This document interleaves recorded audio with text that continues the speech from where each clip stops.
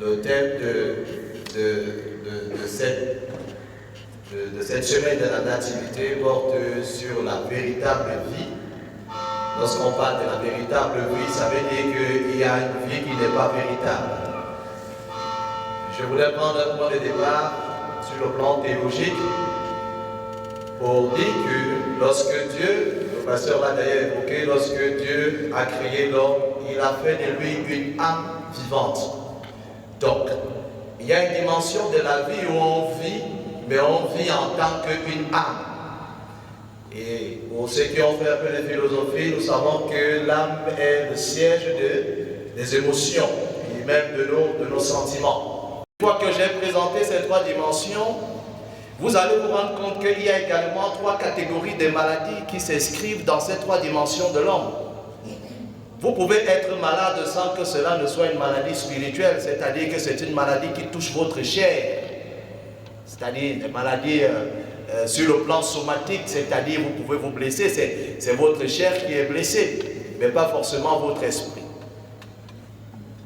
Il y a une catégorie de maladies qui touchent notre corps, il y a une catégorie de maladies qui touchent essentiellement notre âme. Et dans cette dimension, je l'ai dit, comme l'âme est le siège des émotions, ce sont généralement des maladies psychosomatiques. C'est-à-dire, par exemple, la colère, qui est une émotion négative, peut nous rendre malades. Vous pouvez prendre tellement de médicaments, avoir mal à l'estomac, mais aussi longtemps que cette blessure n'est pas guérie, aussi longtemps que cela n'est pas réparé, cette fissure dans votre âme n'est pas réparée, alors là, vous allez vivre d'une manière conditionnée. Il y a également des maladies spirituelles qui sont naturellement liées à ce modèle de vie que le Christ nous a donné. Quelqu'un qui ne vit pas sur le modèle de Christ, il est clair que même s'il est bien portant des bons costumes, des bons habits, ayant une situation sociale apparemment bien, il est fort possible qu'il soit malade spirituellement. La vie abondante. Comment donc cette vie est perceptible? Je vais illustrer quelques exemples. La première chose que le Christ nous donne dans cette vie éternelle, dans cette vie qui est agréable, c'est la paix. Lorsque le Christ vient dans notre vie, la première manifestation, c'est la paix. Un chrétien qui a un cœur agité, qui n'est pas paix en lui-même, et nous savons que la notion de paix est une notion assez complexe à définir. Quelqu'un peut être tranquille, mais ayant un esprit agité, et parce qu'ayant des fardeaux, ayant des problèmes, ne trouvant pas de solution.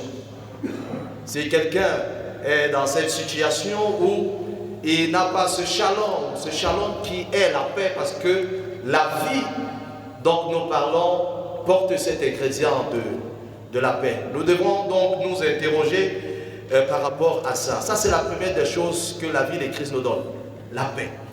Il nous donne plein d'autres choses que j'ai énumérées ici. Je vais rapidement les énumérer parce que les professeurs, nos pères sont là. Ils vont davantage aller en profondeur sur cette question même de la vie.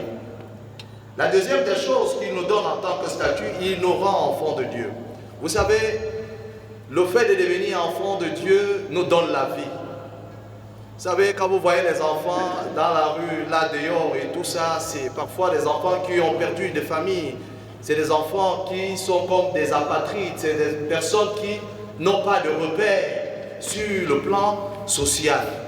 Mais cette vie que le Christ nous donne, il nous donne le statut d'appartenance, il nous donne le statut d'enfant de Dieu, où Dieu cesse d'être notre Dieu, mais il devient notre Père. Ça veut dire que si on a un père, c'est qu'on est déjà introduit dans la famille. Beaucoup de chrétiens qui proclament qu'ils ont Christ, souvent, ils se comportent comme des orphelins. Cet élément est très très important et capital pour pouvoir manifester cette vie que nous avons reçue à Christ. Que nous avons un Père. C'est pour ça que quand Jésus dit, quand vous priez, dites notre Père qui est aux cieux. Il est notre Père, pas le Père de quelqu'un d'autre. La troisième des choses, c'est que Dieu nous a justifiés. La vie de Christ que nous recevons, c'est une vie justifiée.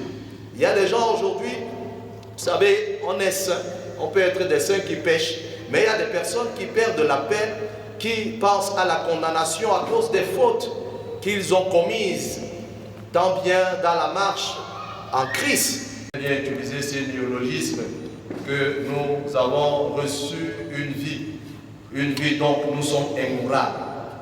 La quatrième des choses, c'est qu'il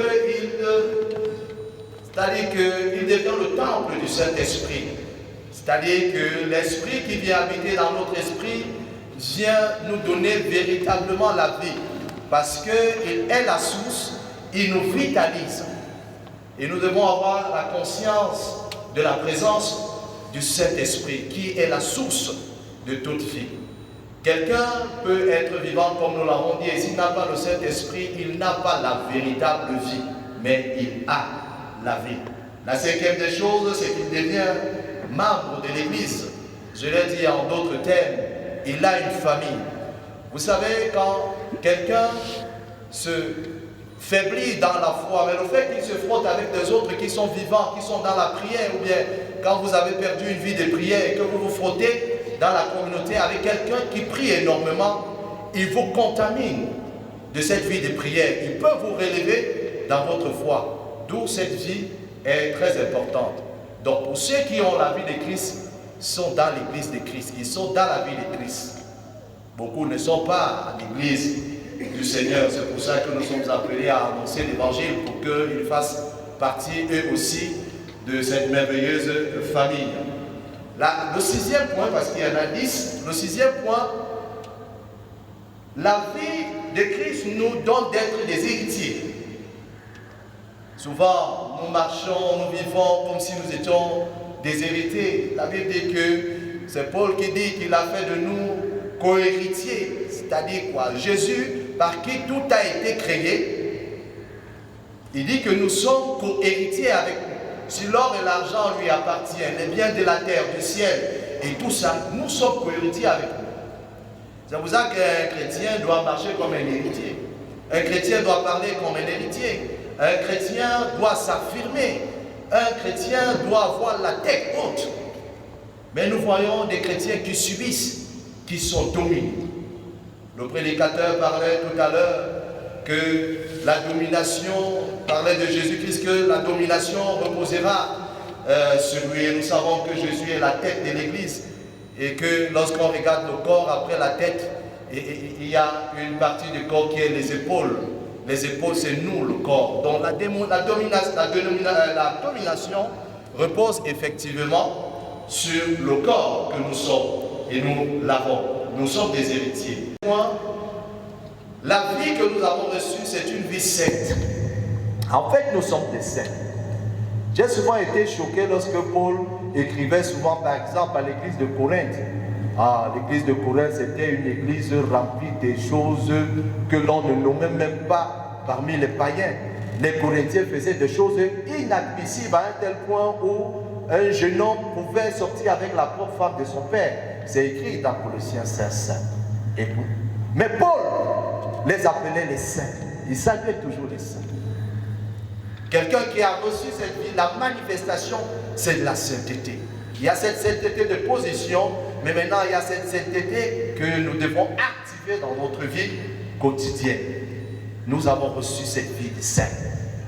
Donc si quelqu'un m'appelle Saint Georges, il n'a pas péché. Le huitième point, il devient parfait. Parce que la Bible dit que Christ lui-même était parfait.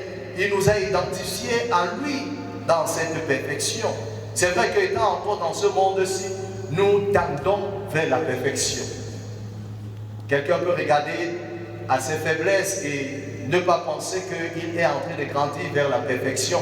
Mais celui qui a reçu la vie prospère dans la perfection. Mais sauf que notre conscience nous rappelle toujours que tu as fait ceci qui n'est pas bien, la société t'a jugé, et ton environnement te regarde d'un genre. Et c'est là où nous tirons souvent notre source d'information pour définir qui nous sommes réellement.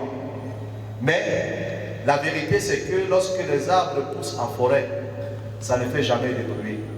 Lorsque vous êtes en Christ, vous ne saurez jamais à quel moment vous êtes en train de devenir parfait.